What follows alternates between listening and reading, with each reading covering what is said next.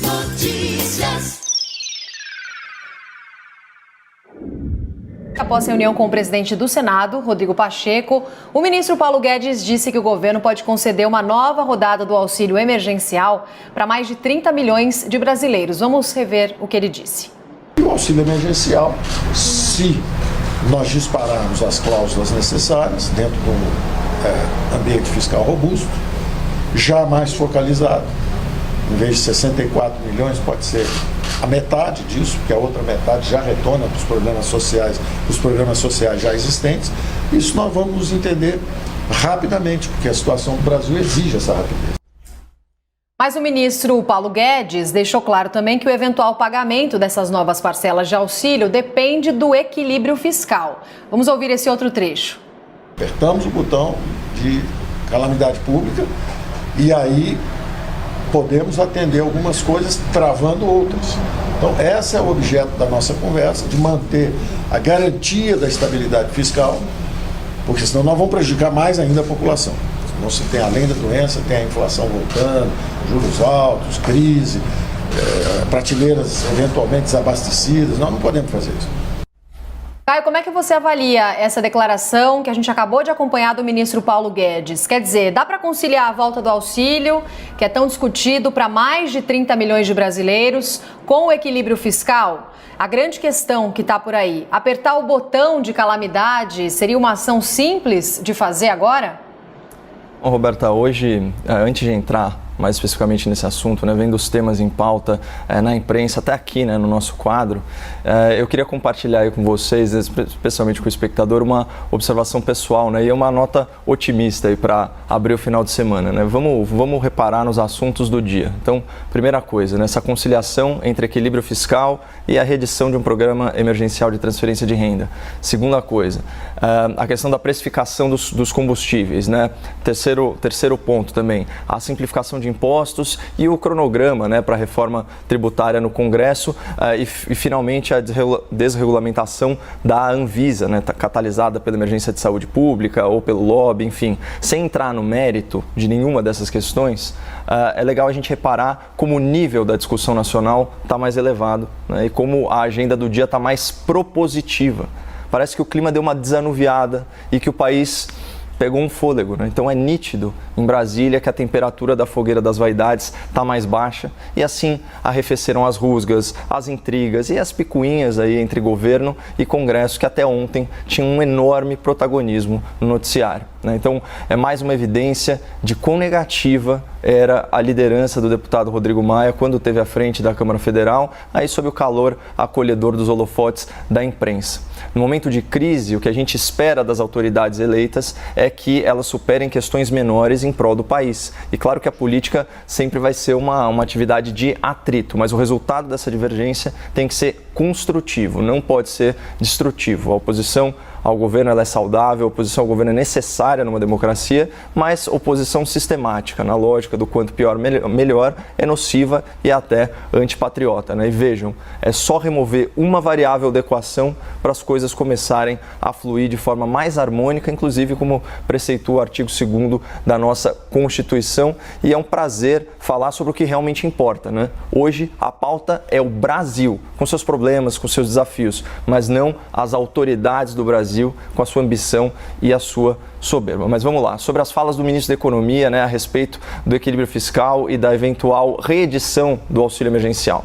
Então, eu queria destacar alguns pontos. Primeiro, o governo federal ele já encaminhou ano passado para o Congresso Nacional, no projeto de lei orçamentária, um acréscimo bem significativo aí de quase 20% no Bolsa Família 2021. Então, uma injeção de mais de 5 bilhões e 300 milhões de reais no programa. E quais são as consequências práticas disso, as prováveis, isso segundo as declarações recentes do Ministério da Cidadania.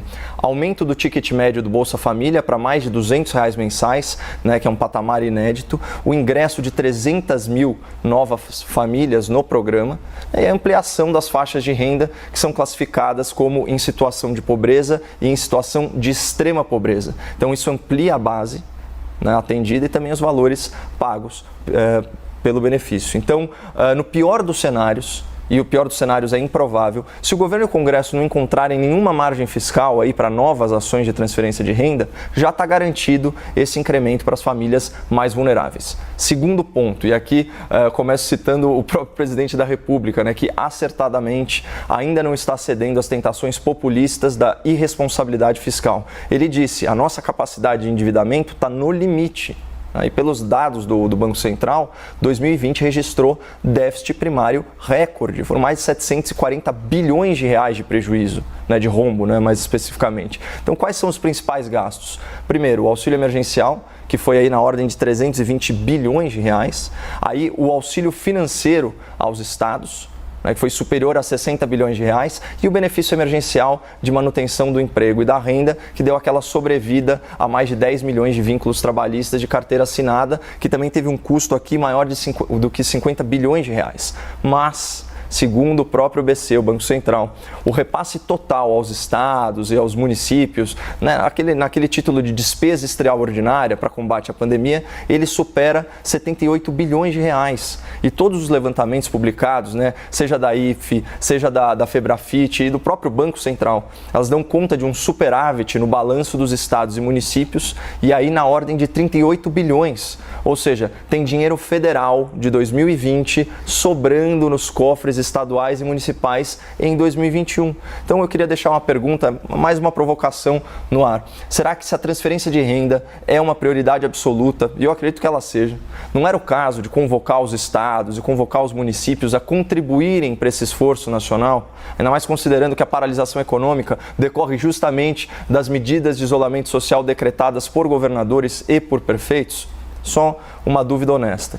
E um terceiro e último ponto, né? Tanto as projeções do IBGE quanto os números efetivamente apurados pelo CAGED, eles demonstram uma retração no desemprego nos últimos meses. Na verdade, o saldo de 2020 de carteira assinada é positivo, né? Foram gerados aí 142 mil novos empregos formais, apesar da pandemia. Então, o que isso mostra? A reação da economia formal. E a gente sabe que a admissão do trabalhador, né, pela CLT é a forma mais burocrática, mais onerosa de contratação para as empresas. Então, esse costuma ser um dos últimos índices a dar sinal de recuperação depois de uma crise, mas não nesse caso da pandemia.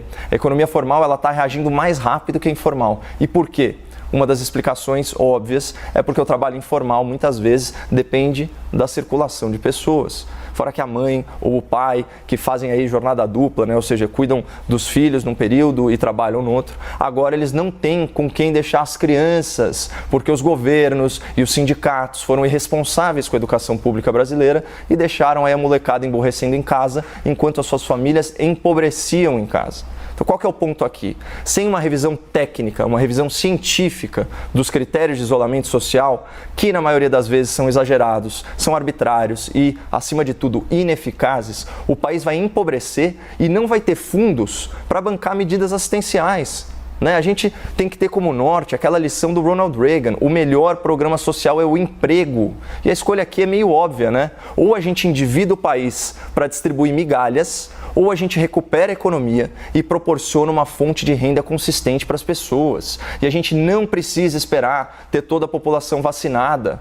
É perfeitamente possível fazer isso de forma segura para o trabalhador, de forma segura para a sua família. É só seguir a ciência, preservar os grupos de risco, seguir as recomendações médicas básicas de higiene e distanciamento e monitorar a rede hospitalar. Essas medidas radicais de isolamento social horizontal, como nós experimentamos aqui em São Paulo, né, com todos os trabalhadores e estudantes saudáveis trancados em casa, não funcionaram e não estão funcionando para a realidade brasileira. E eu sei, Roberto, peço até desculpa, eu sei que eu já me estendi, mas só para tangibilizar um pouco o argumento, né, com um exemplo triste da vida real. Chegou até mim, né, uma série de vídeos de profissionais do mercado de eventos, que é uma categoria super diversa, tem mais de 6 milhões de profissionais aí espalhados pelo Brasil. Eles criaram um perfil, né, nas redes sociais, um perfil no Instagram, chamado Brasil Invisível _. Deixa eu só verificar, é isso mesmo, Brasil Invisível _.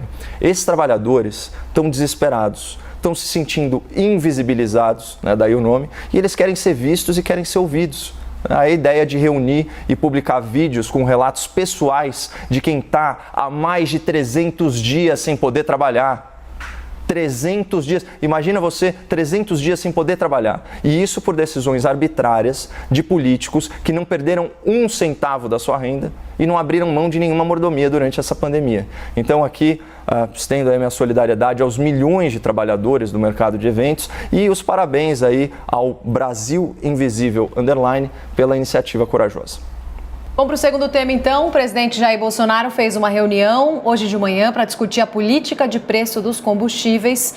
Esse encontro teve a participação do presidente da Petrobras, Roberto Castello Branco, e alguns ministros também, como da Economia, Paulo Guedes, também da Infraestrutura, Tarcísio de Freitas. Bolsonaro enfatizou que o governo jamais vai controlar a política de preços da Petrobras. Vamos ver. O nosso compromisso é cada vez mais tirar o Estado de cima do povo trabalhador. Temos esse compromisso, bem como respeitar contratos e jamais intervir, seja qual forma for, contra outras instituições, como no caso aqui a nossa Petrobras. Jamais controlaremos preço da Petrobras. A Petrobras está inserida no contexto mundial com suas políticas próprias e nós a respeitamos. Caio, qual que é a sua avaliação sobre esse pronunciamento do presidente em relação à Petrobras? A fala de Bolsonaro teria um indicativo de agenda de privatizações? Primeiro é importante pontuar que a mera existência dessa reunião, né, Roberta, já foi suficiente para dar uma pequena desestabilizada no mercado. Por isso, eu imagino que o presidente tinha sido tão enfático na questão de não interferir, né, na precificação da estatal da Petrobras. Então, acho que esse é o primeiro ponto, ou seja, a mera existência de uma reunião para tratar de preços, né, que deveriam estar sujeitos aí de fato ao livre mercado, já é suficiente para gerar desconfiança nos investidores e no mercado como um todo. Então, esse é o primeiro ponto. Então, nesse sentido, é óbvio que a fala do presidente da República é acertada, até porque ela está alinhada com a agenda liberal que foi chancelada nas urnas em 2018. Teve eu estou até pegando aqui a aspa certinho, uma expressão muito interessante. O presidente ele também reforçou que em matéria de economia a última palavra é do Paulo Guedes, exceto em questões sociais, se, emergirem questões sociais gravíssimas. Então também, de certa forma, foi um endosso, né, mais um endosso que o presidente da República fez ao ministro da Economia. E aí tem várias propostas, né, para tentar debelar essa questão do preço. A que competiria ao governo federal seria a redução ou a diminuição do PIS/COFINS, mas isso é dificílimo. Eu vi um cálculo aí, um cálculo governista, né, que estima que para cada centavo do PIS/COFINS, você tem uma perda de 800 milhões de reais de arrecadação. Então, se a gente quisesse zerar os 35 centavos por litro de diesel, né, a projeção disso é que isso chegaria quase na casa dos 30 bilhões de reais. Então, é muito inverossímil. O que realmente dá para fazer é dar um pouco mais de previsibilidade para essa questão. Mas aqui eu não posso me furtar a fazer esse comentário. Eu não acho que esse seja o momento e, claro, respeitando todas as adversidades que cada categoria profissional enfrenta, não é o momento, não é certo? Não é o momento social de provocar mais caos, com greves, com protestos. Eu acho que a gente tem que ter um pouquinho mais de empatia pelo coletivo nessa situação e evitar esse tipo de situação. Eu fico feliz que a greve ela tenha se esvaziado, talvez por influência do presidente da República ou outras lideranças, enfim. Eu acho que é positivo para o Brasil que isso não tenha acontecido nesse momento. Não agrega em absolutamente nada. Na escala de prioridades do governo, o Congresso quer acelerar a reforma tributária. O cronograma das votações foi tratado entre líderes de partidos da base do governo e o ministro da Economia, Paulo Guedes, mas ainda há incertezas dentro do Poder Executivo em relação ao formato da simplificação dos tributos. Apesar desse impasse, Rodrigo Pacheco estabeleceu uma previsão para que o texto vá ao plenário. Vamos ver o que ele disse. A comissão mista concluirá o seu trabalho até o final de fevereiro, com a apresentação do parecer por parte do deputado Aguinaldo Ribeiro, ouvindo, obviamente, os demais membros que poderão sugerir acréscimos ao parecer, supressões, críticas ao parecer. Na sequência, a reforma tributária se iniciará por uma das casas legislativas, e é um amadurecimento que nós vamos fazer no decorrer de fevereiro, juntamente com o presidente Arthur Lira, e temos uma previsão de que de 6 a 8 meses nós possamos ter concluído a reforma tributária no Congresso Nacional, tanto no âmbito do Senado quanto no âmbito da Câmara dos Deputados. A ideia dos novos presidentes do Legislativo é que uma comissão mista produza um relatório de consenso das duas propostas que tramitavam separadamente na Câmara e no Senado. A reforma tributária, em linhas gerais, propõe simplificar a cobrança de tributos com a unificação dos impostos. Caio, passo para você a questão. É possível que a votação da reforma tributária seja finalizada mesmo até outubro? Como é que os novos presidentes vão articular apoios para que essa matéria, considerada espinhosa, consiga de fato andar no Congresso? Eu não compartilho dessa mesma ousadia, né, do novo presidente do Senado, que se atreveu aí a estipular uma data, né, num cronograma extremamente expedito, né? Se a gente parar para pensar, a última grande reforma, ela levou 11 meses, né, para sair. Agora, tem alguns aspectos, a gente está ainda numa fase muito preliminar, né, das conversas, tem alguns aspectos que já chamam a atenção. Primeiro, a ideia de economizar tempo já fazendo uma comissão mista, né? Então, compartilhando inclusive a paternidade sobre o eventual texto final, é utilizada, né? Muitas vezes a gente está vendo reiteradamente o uso, né, da palavra consenso, do adjetivo consensual. Então, essas coisas realmente são indicativas de que a coisa será mais célere. E qualquer simplificação, né, que for feita no sistema tributário brasileiro, ela já é muito bem-vinda, porque uma das maiores despesas das empresas justamente, né, é com a complexidade, sim, horas de trabalho, é com a complexidade. O que tem que ter como valor estabelecido? Primeiro, não aumentar a carga tributária e de forma nenhuma deixar esse sistema ser mais progressivo do que ele já é. Entendeu? Então, a gente tem que ter um sistema que não penalize, mais regressivo, perdão, que não penalize os mais pobres. Então, eu acho que colocando alguns valores, estabelecendo algumas metas, a gente consegue pelo menos simplificar, se não for possível fazer um rearranjo todo da questão tributária brasileira.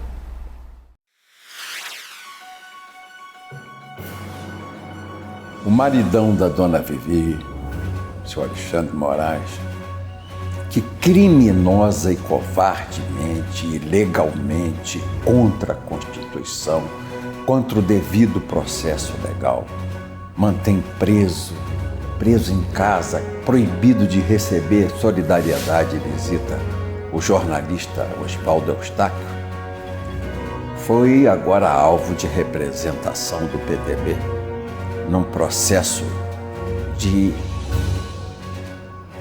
impeachment no Senado da República. Impeachment. Pedimos o impeachment do maridão da dona Vivi.